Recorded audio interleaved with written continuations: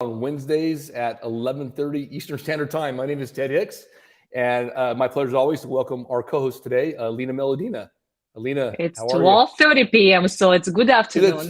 9:30, 10:30, 11. I thought it was okay. I'm on 9:30. I don't know what I'm talking about. It's Pacific Coast people. We don't know. I think it's 11:30 Alabama time. 10:30, 11. No, you're right. That's 2 hours. Yeah, it'd be 3:30. And you were just in Alabama. Now, before we get started, hold on. I've got something. Hold on. Hold on. It's your birthday. It's your birthday. So, why did I do that? Because you just had a birthday, right? Oh, thank you. Yeah. Happy 1 year birthday. smarter. That's it. That's it. So that's awesome. Did you have a good time? Did you have a phenomenal birthday, I hope? It was good. I mean, Monday. What can you do on Monday? We just went to have a dinner in a very nice place in Coral Gables. The name is Porto Sol, Italian, obviously. Has great service. And whenever you're in Coral Gables, try it. You're not going to regret. We'll certainly do that. Now, I will tell you what you could do on a Monday. If you're in Vegas, you would win the Stanley Cup. Look at you, yeah. The Golden Knights on a Monday. No, Tuesday. What am I talking about? It wasn't even a Monday. I am off by an hour and I'm off by days. For some reason, I thought your birthday was yesterday. Okay. Either way, yesterday, the Golden Knights, and to our Florida fans, don't hate me because I know we beat the Florida Panthers right there in your neighborhood, right there in your backyard, Alina. I'm sorry, but the Golden Knights got it done yesterday. 6 years they've been a franchise. The owner, when they created the franchise, said, I'm going to get us a championship in 6 years, and he delivered on it. So congratulations, Golden Knights. Now, let's talk Florida. No, it is. Well, talking about sport, since you start, well, from sport, Messi just got and signed it with Miami, and he's going to play for Miami. What it means for real estate. I think it's going to add even more fire to hot real estate market in Miami, especially because the area that now is currently is a golf course will be developed, and we will have a beautiful state-of-art soccer stadium. So Miami will host big soccer events. So let me ask you this. So I'm not in tune. This is MLS, Major League Soccer? Yeah. Okay. And do they have ask me more questions about soccer? I know nothing about soccer. I know two players, Ronaldo and Messi. That's all I know. This will be an easy one. Is the franchise, it's already there right now, it's an already existing team, or is this a new team coming into Miami? A good question. I don't know how they're going to structure it. I know that they bring Messi. Messi signing the contract. At the same time, he's signing the contract with different brands. You need to read the news. It's a lot to process. But what I'm looking at is that the stadium is going to be right next to Miami International Airport. One of the closest city will be Miami Spring. Now you can easily buy property there for under $1 million and allows vacation rental. So the fact that it's 2 minutes drive from the airport, it's going to be 5 minutes drive from the stadium, and we're going to be hosting a huge events for soccer, and we'll have a superstar Messi that the whole South Florida is in love. They are ready to sell their last t-shirt to buy tickets to see how he plays. By the way, tickets skyrocketed. The cheapest ticket that was like $40 skyrocketed, and now it's $400. So they're playing right now. So they have an existing roster. International. It says Miami CF is the team. Does that sound right? Enter Miami CF, and it's in the MLS. At least that's what I'm seeing on this website, MLSsoccer.com. And they have a team right now. So where are they playing right now? Do you know that? I know that they're going to be playing, I think, in Mexico. They have first game with Messi in Mexico. Okay. But don't ask me anything about soccer.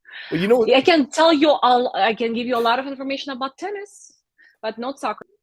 Well, you Sorry. know what's And Miami Heat lost I saw the that. final. That's why I didn't want to rain on it too hard, because you guys both lost the basketball and the hockey almost back to back. It was sad.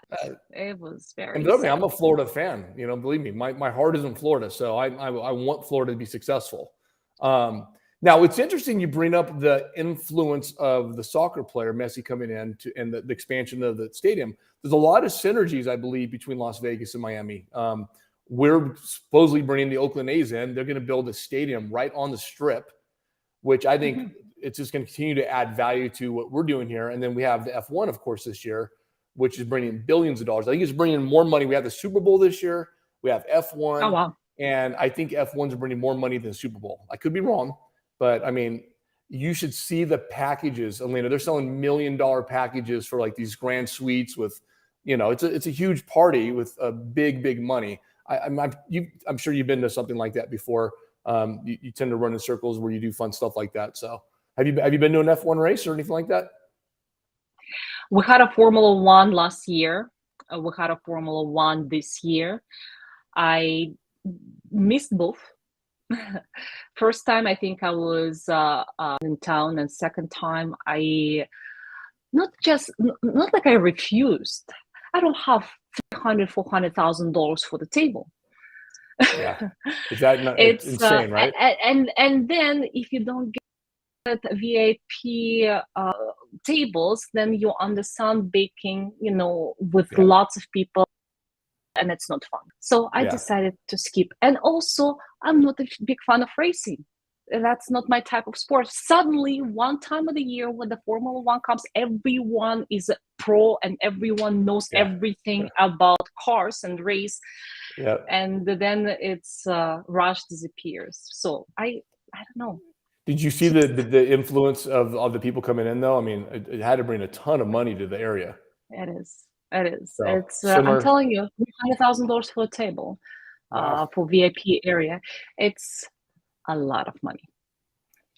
Yeah, no, that's amazing. So do we have anything, any interesting neighborhoods or condo opportunities, or what do we have on deck today to talk about? What a good question. I was thinking to speak about Coconut Grove maybe and Coco Plum. Have I spoken Coconut Grove and Coco Plum? I don't think we dove into those, but I don't also want to I mean, you had an amazing trip in Alabama. I know you're not licensed there. I don't know if that was just a fun trip for you, or you're thinking about expanding operations. Oh, well, we have friends that live in Coral Gables, and they are our neighbors. And as you know, everyone knows, summertime is a little bit brutal and a lot of people that have their properties in Miami, they have summer houses. And our neighbors have a beautiful, gorgeous summer house, not the main house, summer house, 25,000 square feet. Wow. On over slot with a private beach, obviously private pool, with a private deck, and it's just out of control. And we enjoyed a weekend with our neighbors. That's phenomenal. So that's kind of your, I bet that's kind of your pre-birthday celebration then, right? Yes, we supposed to celebrate birthday there, but then I had to come back earlier. Work. Yeah. Wow. No, that house was incredible, to say the least. There was I think you showed a lot of custom made. Surf International. A lot of custom made features, furniture brought from Italy, antique bathtub, like 19th century, brought from Europe. It's impressive. Yeah. Now that's their summer home. Yes. So I'm really curious on what their main home looks like, if that's their summer home. A beautiful home, close to us, not 25,000 square feet, because it's an old Spanish house, and old Spanish house has some positive things and negative things that come with it. Because I live in an old Spanish house built in 1926. I think the house is the same year, maybe a little bit older.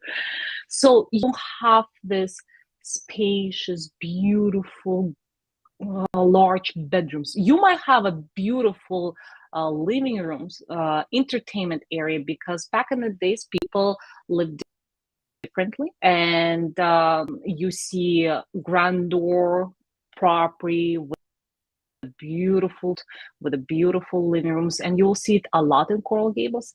But then when you go to private areas as a bedrooms and bathrooms, it's like this. And the worst Smaller. are the closets, because back in the days people didn't have Amazon.com that they can click, buy, delivered from China. People had a couple clothes, that's it. So you probably see a lot of different remodels where they go in and knock out a bedroom and make it into a closet or something, I'd imagine. A lot of remodels, if it allows, because sometimes space doesn't really allow you to create the additional rooms like this. We got super lucky, for instance, because we got a house that wasn't a spec house, that wasn't also remember that back in the days, a lot of people didn't use properties in Miami so as now as the main houses. They will have houses up north, so this house will be the second house. And that also shows you the layout, and you can see that people won't bring all the clothes to Miami. So sense. Our house is special because that was built as a primary residence, as a main house. And very important, our original owner of the house was MG Garris. I don't remember his initials. So Mr. Garris, he was the engineer himself. He was the first commissioner of the city, and he definitely knew how to build a property. So it's not a spec house, it's a custom-made house. So we got lucky. We have much bigger bathrooms, pretty large bedrooms, and not as tiny, still small, but not as tiny as a lot of old Spanish houses. Well, let me ask you this, because those are some very unique things that are specific to your house, and I don't think stuff like that shows up on the MLS unless they're like in the agent remarks. So is that just you if I said, Alina, I want something like that, is that you knowing the neighborhood, or is there ways to actually search and find unique properties like that? Well, for instance, when I was searching for the property, I was an agent for my boyfriend, my other half, you call it. So he was very specific that he doesn't want a house built after 1950s. So what that means I'm looking at old Spanish house or Art Deco house, because in that period, in 1920s, there was old Spanish houses, then 40s, it was Art Deco. And when you know the architecture eras in a certain areas, you know what year to search. Got it. So, okay, old Spanish, everything before like 1935. In this area. And why old Spanish in this area was very popular, because it was a big influence from this architecture back in the days. And then everyone went crazy about Art Deco. And my least favorite period, which I don't like, I actually don't like two periods. I don't like from 1960s to 1970s, 80s. It's those boxes. I think it was this boom of affordable properties, middle class, people buying land, people building, and you will see a lot of it. There's no architecture, no excitement, but it's very easy to remodel, because you play with a box, you make some finishes, make it modern, and that's what people like to do. And then my least favorite era in Miami is 80s, and I would say beginning of 90s. It's those most weird layouts, and they were doing this intentionally. Wow. You coming into the house, you go left and right, then you're looking at the bedroom, and the bedroom has different levels, and it's not like they were remodeling it, they were building it like this. And that was the architecture craziness with room that doesn't have 4 corners. Room has 9 corners, and you're like, where I'm gonna put the bed? Yeah. So let me ask you this. So for an aspiring realtor, because I mean, that's some really good knowledge. Where does somebody go to learn the architect history of their area? Because I mean, that's valuable information, I would think. I mean, you're not coming out of broker school learning that. That's you just look. I houses every day. You look, Mm-hmm. and then you kind of you're getting a path. You start understanding what area represents what kind of architecture. Then the areas, for instance, Coral Gables was built by a gentleman and was started as a city by a gentleman that his name is Merrick. And he was buying land, he was building spec houses. And when you look at this era, you already see the signature of Mr. Merrick. And when Merrick, if it's Merrick House that was built by him, you already know what to expect. And you know that the city was established back in the beginning of 20th century. And you know that the city was built a lot, and they were building a lot of houses before the Great Depression. So you will see a lot of those houses, old Spanish houses that were built in the beginning 20th century. I mean, the history of the city helps a lot. Yeah. Then if you go to Sunny Isles as a city didn't exist at all. Mm-hmm. It was something that people had no interest. It was very far from the center. I mean, Miami, that you can find where the center of Miami, but let's call it, Miami Beach area and Coral Gables area. It was very far. No one had interest in this. You see all these high rises that built in 2005, 2006, 2010, because that's when people start investing. The developers start putting money in Sunny Isles. Why? There's no land down south. Everything is already developed. Yeah. So, and you can see this path, and you see how different areas were developing. Like remind me. Yeah. Go ahead. No, I can keep. No, I love it. This is actually this is exactly what I want to have on our show. This is amazing. How long? Remind me, you've been a realtor in that area. I started buying real estate in 2000, but I got my license because I was buying for myself. You don't have to have a license when you buy for yourself. Sure. And then I got licensed in 2012, I think. So this is basically 11, 12, 13 years of knowledge that is built up over time. Obviously, you're not going to just and a lot of curiosity. Similar history in Boca Raton, I believe. Meisner was a builder over there. So there's a whole section of houses that were influenced. Mm-hmm. They have Meisner Park, I believe, right? I don't remember the guy's first name, but if you're familiar with Boca Raton that much, or I know not much about Boca Raton. I know more about Palm Beach than Boca Raton. Mm-hmm. So that's why I'm not going to be able to give you a lot of information on that city. The guy's name, Meisner, Boca Raton. Yeah, they had a Meisner Park, high end. Yeah, he was a developer over there. Mediterranean revival architectural style. There you go. No, I love this information. This is really, really fun. Now, if you mentioned the weather being extreme over there right now. Is July the first time to come? Because I was thinking it's very humid. Look, it depends. If you want to be on the beach swimming, it's the best weather because the water is like milk, so warm and nice, and you can sit inside the water with your cup of whatever you drink and just enjoy the water. But if you have to run to the meetings, go to the appointment, and also I play tennis. I play tennis almost every morning, and it's brutal. It's hot.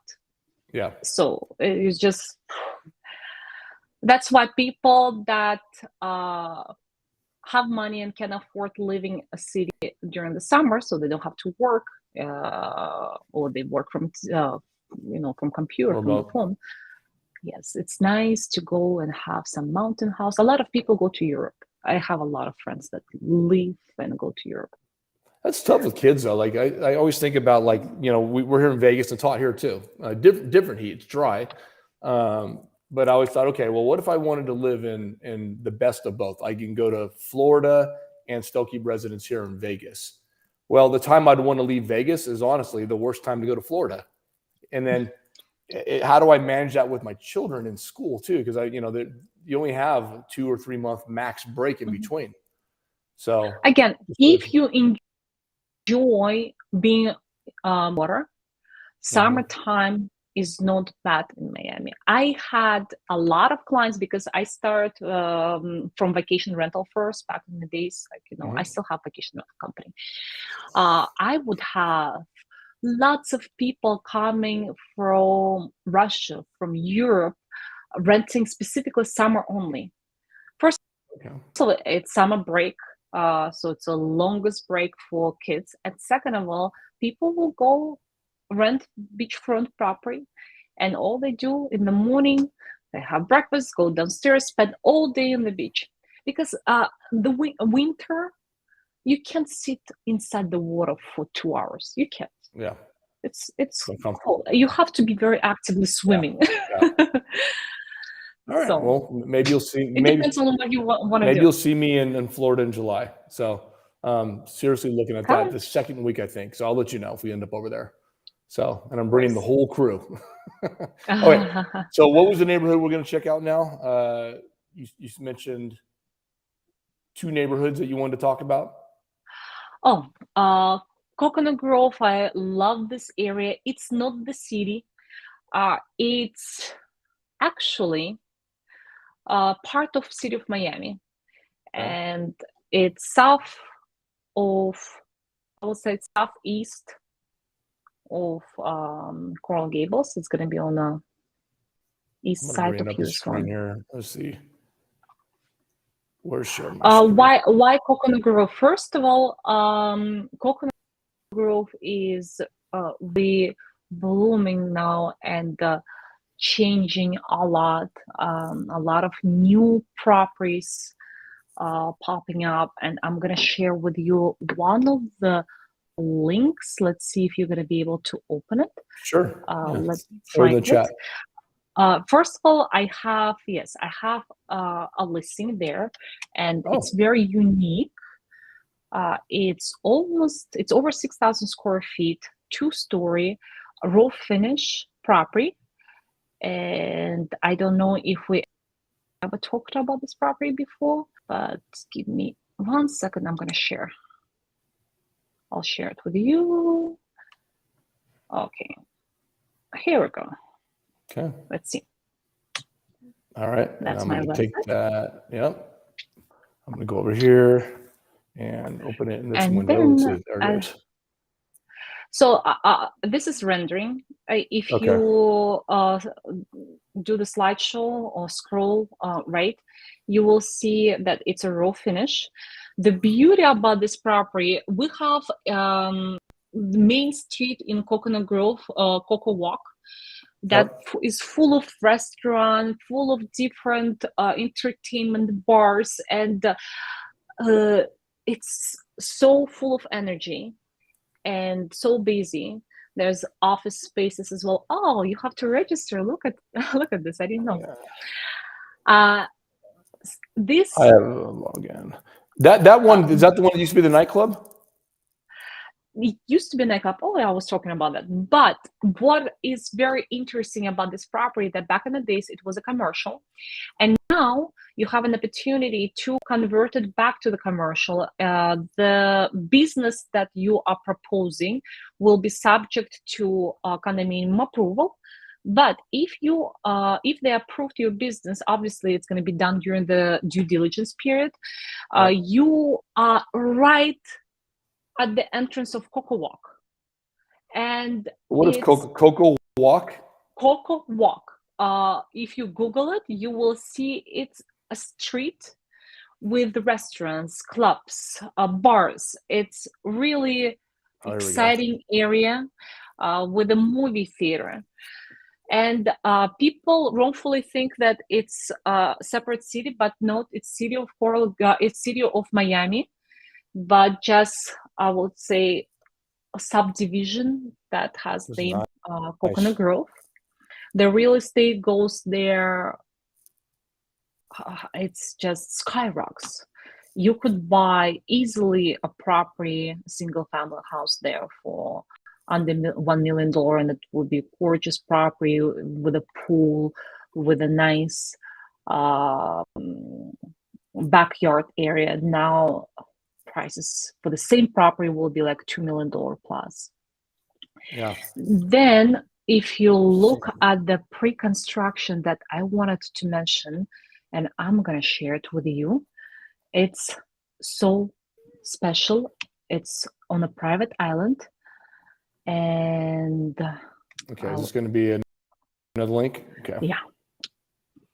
I can see why you love Miami so much. There is so much to it, and there's so much diversity and just different cultures melted into one. It's really nice. Okay, I'm a big fan. You know, when I was watching, everyone who sells anything has to watch Cardone, because I think he's amazing. And he mentioned during his sales speeches that he can sell anything as long as he believes in this, you know. Yeah. And I truly believe in Miami. I believe it's such a special city, and if you buy a right product here, you in a long run, you cannot go wrong. Yeah, because obviously economy, we cannot do anything with that. It can, go down, but in the long run, you will see the city is developing. It's becoming to be something else.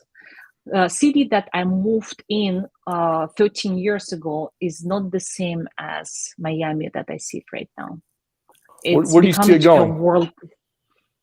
It's becoming to be a world recognized city that is not only travel destination. Because if you look at the path of city of Miami, yes, and the starting point, I think it's $7 million and change. You are on secluded area that is private island.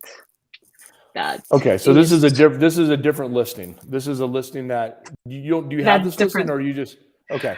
This is a pre-construction. This is a pre-construction. Wow. And it's going to be built in Coconut Grove. Who would not want to have that? Right? I mean, only thing that makes this better. If you have $8 million and you want a unique product that no one else has, that's a way to go, because it's an island. That's it. No, it's that's going to be this building, and that's it. No, but Alina, what would make this better? There's one thing that makes this better. If we're going to be there. No, well, true. But no, mosaic tile. If you put mosaic tile in the pool. Yes, it's definitely gonna. That's the one thing they can improve on this. No, this is gorgeous. I am astonished by this. Yeah. Okay, now I'm back to your site there. Okay. Well, that is awesome. And so what does it take to get into that project? Well, it takes you approximately, let's say $8 million, because $7 million is very limited. So $8 million will get you there. And as I said, it's a private island with all the security, with the decks. It's a very, very special product, and it's right in Coconut Grove. Yes. And so those are all condos. $8 million, you're in a condo, but you're in a private condo with all the amenities. Do they have a helicopter pad? Yeah. Good question. I'll find out. I mean, I imagine they would on this private island. Why not, right? And also, let me tell you something about Coconut Grove. When you're in a certain price range, let's say a property like this, for you, it's critical to have schools. If you have family, if you have little kids, the best schools. Most of the time, people that buy $8 million properties, they're not going to be looking at public schools. I mean, there are exceptions, but most of the time they're looking at private schools. Coconut Grove has the best public schools. private school, sorry. It has Ransom Academy, that is waterfront, gorgeous school. You can take a look. They have polo team there. They just finished building the new campus. Then you go a little bit down south and you have Gulliver School. So there are top private schools in the area. Let me pull this map one more time. And what people do, people live somewhere in Miami Beach, or they live in Bal Harbor, and they drive their kids, and it's an hour drive. Oh, wow. So this is Coconut Grove right here. Where's that? Where's the island going to be? Right here? It should be somewhere there. There's one right there. A little bit down south from Vizcaya. Yeah.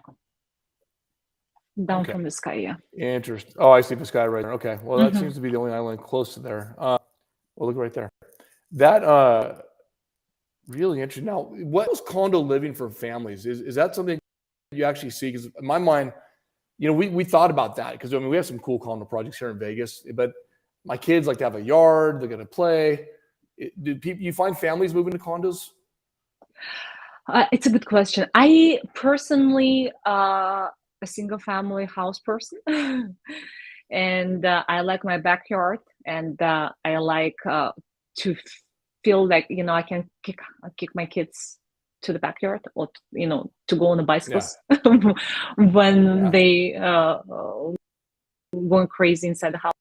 But on the other hand, when you have such a big properties with all amenities, with the pool, with the private elevator, with area where you can store place, so you almost sometimes live like in your own property, especially when you have big terraces as well. Still not the same, but there are people that like condominiums, love living in condominiums, because also remember, when you live in a single family house, something happened with the roof, you have to take the loan service people didn't come on time, you calling them like, hey, I have a party happening and you're not on time, pool pump broke. When you live in a condominium, all you need to take care of is everything that inside the condo. Everything that is outside, you only pay like monthly maintenance fee, and you don't think, this person quit the job, I need to now quickly figure out, whom to replace it with. A lot of people, first of all, they don't want to deal with that. They don't. They want someone else to take care of this. No, it makes a lot of sense. Well, there's pros and cons to everything, right? So, I could definitely see the upside of living condos, and then obviously being a family guy, single family residents make a lot of sense as well. So, Alina, phenomenal job, but we're out of time. Look forward each and every week having the show with you. Again, happy birthday. And for Real Estate Mortgage Insiders, Alina Meledina, Ted Hicks, we'll see you next week.